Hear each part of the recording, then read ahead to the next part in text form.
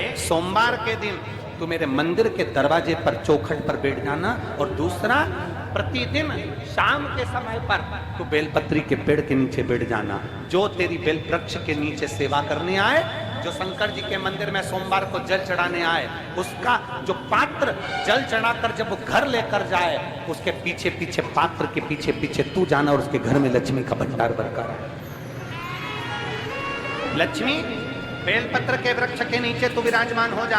उस बेलपत्र के वृक्ष के नीचे जो बुआरी लगाए, सेवा करे, चाकरी करे, एक बेटी को जैसे बड़ा करते हैं वैसे बेलपत्री के वृक्ष को जो बड़ा करे, बेलपत्री के वृक्ष का जो पालन करे, पोषण करे, उसकी संभाल करे, उस बेलपत्री के वृक्ष को जैसे जैसे वो उन्नति करे, वैसे वैसे उसके घर में समृद्धि बढ़ते जाए। उसका खुद का मकान नहीं हो, खुद का मकान नहीं हो, किराए के मकान में रहते रहते जिंदगी बीत रही, खुद का,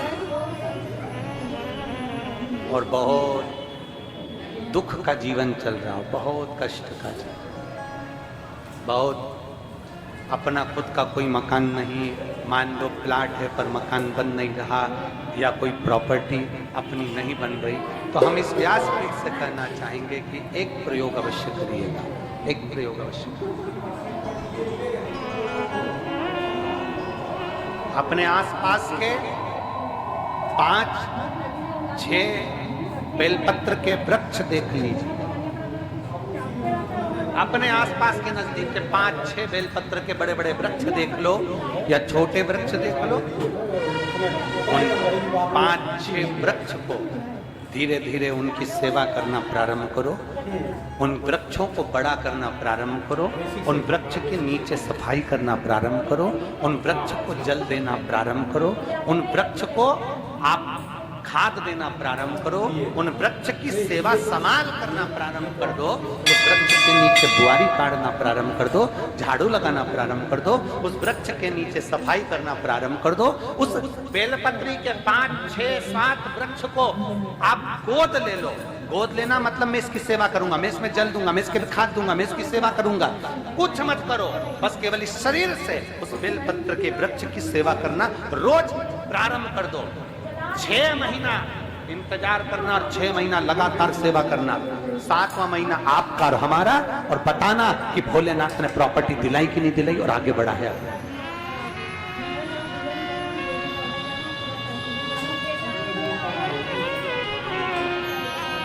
एक बेलपत्र का वृक्ष जिसके नीचे माता लक्ष्मी विराजमान होती है, एक बेलपत्र के वृक्ष के नीचे लक्ष्मी रहती है। दुनिया के लोग कहते हैं लक्ष्मी जी का दिन कौन सा है, बोलो जम के जल्दी से। शुक्रवार। दुनिया के लोग कहते हैं लक्ष्मी जी का दिन शुक्रवार है, पर माता लक्ष्मी से पूछा जाए कि तुम्हारी माता ख्याति देवी नारायण भगवान के साथ तुम्हारी शादी नहीं कर रही थी, शंकर को लक्ष्मी दे रही थी, तब तुमने भगवान शंकर से विनती करी, भोले बाबा मैं नारायण से प्रेम करती हूँ, भगवान नारायण से मेरा विवाह हो। तो माता ख्याति देवी से शंकर भगवान ने विनय कर कर कहा कि लक्ष्मी जी का विवाह नारायण के साथ कर दिया जाए। भगवान नारायण के साथ जब लक्ष्मी जी का विवाह हो गया, तब लक्ष्मी जी हाथ जोड़कर बोलती हैं, बाबा मेरा विवाह नारायण के साथ हो गया, पर मैं आपके चरणों की सेवा करना चाहती हूँ, बाबा आप कृपा करिए कि मैं क्या करूँ आपके लिए। शंकर भगवान कहते हैं लक्ष्मी बस 2 चीजें कर दे, एक सोमवार के दिन तू मेरे मंदिर के दरवाजे पर चौखट पर बैठ जाना, और दूसरा प्रतिदिन शाम के समय पर तू बेलपत्री के पेड़ के नीचे बैठ जाना। जो तेरी बेल वृक्ष के नीचे सेवा करने आए, जो शंकर जी के मंदिर में सोमवार को जल चढ़ाने आए, उसका जो पात्र जल चढ़ाकर जब वो घर लेकर जाए, उसके पीछे पीछे पात्र के पीछे पीछे तू जाना, और उसके घर में लक्ष्मी का भंडार भरकर। लक्ष्मी बेलपत्र के वृक्ष के नीचे तू विराजमान हो जा। उस बेलपत्र के वृक्ष के नीचे जो बुआरी लगाए, सेवा करे, चाकरी करे, एक बेटी को जैसे बड़ा करते हैं वैसे बेलपत्री के वृक्ष को जो बड़ा करे, बेलपत्री के वृक्ष का जो पालन करे, पोषण करे, उसकी संभाल करे, उस बेलपत्री के वृक्ष को जैसे जैसे वो उन्नति करे, वैसे वैसे उसके घर में समृद्धि बढ़ते जाए, उसके घर में वैभव बढ़ते जाए। ये शंकर भगवान माता लक्ष्मी से करे, भगवान शिव माता लक्ष्मी से करे। तो भस्म, अगर शिव के मंदिर में भस्म मिल जाए, शंकर पर चढ़ी हुई भस्म अगर मिल जाए तो, और अगर भस्म ना मिले ना, तो शंकर के जो शंकर भगवान का जो शिवलिंग है, शिवलिंग के आसपास में जो जलाधारी है, यहाँ अगर भस्म ना मिले तो इस जलाधारी पर अपना हाथ स्पर्श कर कर अपने तन पर उसको लगाकर जरूर। भस्म एक शंकर पर चढ़ा हुआ जल, दूसरे नंबर पर है शंकर पर चढ़ी हुई भस्म। ये दो स्पर्श जरूर, स्पर्श। एक भस्म का एक बड़ा सुंदर चरित्र आता है। दूसरा, जिस भूमि पर बैठकर कथा सुनो उसकी रज को अपने मस्तक पर थोड़ा सा लगाकर अवश्य जाओ, वो जीवन का एक आनंद है। और शंकर के मंदिर में जाओ तो दो चीजें अवश्य लेकर आओ। पहला, शंकर जी पे चढ़ा हुआ, जम के बोलो, जल अवश्य लेकर आओ। क्योंकि जब तुम जल लेकर आते हो, पात्र लेकर आते हो, तो मेरा महादेव लक्ष्मी जी को तुम्हारे पीछे पीछे तुम्हारे घर तक भेज देगा। चढ़ी हुई बेलपत्र मत खाओ, लोग कहेंगे शंकर पर चढ़ा हुआ ये मत खाओ। हम इस व्यासपीठ से निवेदन करना चाहेंगे कि आप अगर दिल रखकर अपने बाबा से कहोगे ना, तो बाबा पर चढ़ा हुआ जो जल है ना, वो जल साधारण नहीं रहता। मेरा भोलेनाथ जब दुनिया को अमृत देता है तो तुमको भी अमृत दे देता है। दो चीजें कभी मत छोड़ो। अगर मंदिर में गए हो तो दो चीजें कभी मत छोड़ो। कथा में गए हो तो दो चीजें कभी मत छोड़ो। एक, कथा श्रवण करना।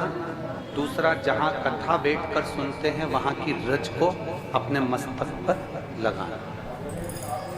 कथा सुनने के बाद आप यहाँ से जाओ, भले दरी बिछी है, आसन बिछा है, कारपेट बिछा है, उस पर अपना हाथ फेर कर उस रज को अपने मस्तक पर जरूर लगाओ। क्योंकि शिव पुराण में, भागवत पुराण में, स्कंद पुराण में, कुर्म पुराण में, नर्मदा पुराण में, लिंग पुराण में, नारद पुराण में, ब्रह्म वैवर्त पुराण में, जितनी भी पुराणे हैं सब पुराणों में लिखा है कि जिस स्थान पर बैठकर हम भगवान की कथा को सुनते हैं, उनको याद करते हैं, जितनी देर हम उनको याद करते हैं उतनी देर वो परमात्मा उस स्थान पर बैठा हुआ रहता है।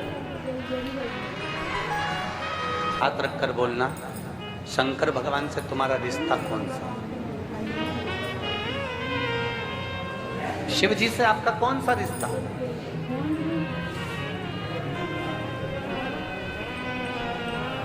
शंकर भगवान को आप क्या मानते हो? हमने आपको एक संबंध बताया था कि सीहोर कुबेरेश्वर धाम आपका मायका है, तो हम आपके भाई हैं, तो शंकर भगवान आपके पिता हैं, आपके बाप हैं, आपका बाबा है, आपका दादा है।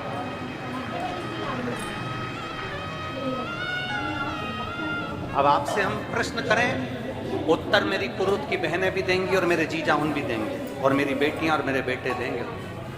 आपसे प्रश्न करें, अगर बेटी को दुख होगा तो क्या वो अपने बाप से नहीं कहेगी? बोलो तो जम के। बेटी को तकलीफ है वो अपने बाप से ना कहेगी। बेटे को तकलीफ है तो वो अपने पिता से, अपनी माँ से नहीं कहेगा, मम्मी मुझे ये तकलीफ है, पापा मुझे ये दुख है, हाँ मुझे ये तकलीफ है, पिताजी मुझे ये कष्ट है। क्या वो अपने माँ बाप से नहीं कहेगी? क्या वो अपने माँ बाप से विनय नहीं करेगी? और माँ, पिता, फिर उसके करीब में, उसके नज़दीक में जो भी होता है वो माँ बाप निकाल कर उसको दे देते हैं। माता पिता उसको दे देते हैं। माता, लोग कहते हैं कि शंकर जी पे चढ़ा हुआ जल मत पियो, लोग कह देते हैं शंकर जी पे चढ़ी हुई बेलपत्र मत खाओ। कोई इस बहन से पूछे, सुनीता सोनी से, कि शंकर पर चढ़े हुए जल से उसकी गांठ जो डबल से उसके शरीर में आ गई थी वो समाप्त हो गई, तो जरा विश्वास करिएगा कि एक बेटी अपने माँ बाप से ही तो कहेगी, और बाप के पास में जो होगा वही तो अपनी बेटी को देगा दुख को मिटाने के लिए। तो मेरे शंकर भगवान के पास तो उसका चढ़ा हुआ जल है। दूसरा, जिस भूमि पर बैठकर कथा सुनो उसकी रज को अपने मस्तक पर थोड़ा सा लगाकर अवश्य जाओ, वो जीवन का एक आनंद है। और शंकर के मंदिर में जाओ तो दो चीजें अवश्य लेकर आओ। पहला, शंकर जी पे चढ़ा हुआ जम के बोलो, जल अवश्य लेकर आओ, क्योंकि जब तुम जल लेकर आते हो, पात्र लेकर आते हो, तो मेरा महादेव लक्ष्मी जी को तुम्हारे पीछे पीछे तुम्हारे घर तक भेज दे। 2 चीजें लेकर अवश्य आओ, और शिव पुराण में जाओ तो 2 चीजें लेकर अवश्य जाओ। पहले नंबर पर शंकर की कथा और अपने अंदर विश्वास कि मेरे महादेव की मैंने कथा सुनी है, अब मैं भटकूंगी नहीं, सारी दुनिया में मैंने ठोकर खा ली, अब कहीं ठोकर नहीं खाऊंगी, अब तो दरवाजे पर महादेव के जाऊंगी, बाकी की कर। दूसरा, कथा में बैठी हूँ बाबा के इस रज को, ये रज नहीं है, ये धूल नहीं है, ये मेरे बाबा के कैलाश 12 ज्योतिर्लिंग का चंदन है, इसको मस्तक चढ़ाऊंगे अपने हृदय से। लाते हो आप लोग? हाथ उठाओ जरा, रख लो, बहुत बढ़िया, प्रणाम आपको सभी को, नमन। 2 बूंद जल लेकर आओ, बदला नहीं पियो तो उस जल को अपने घर में छींट लो।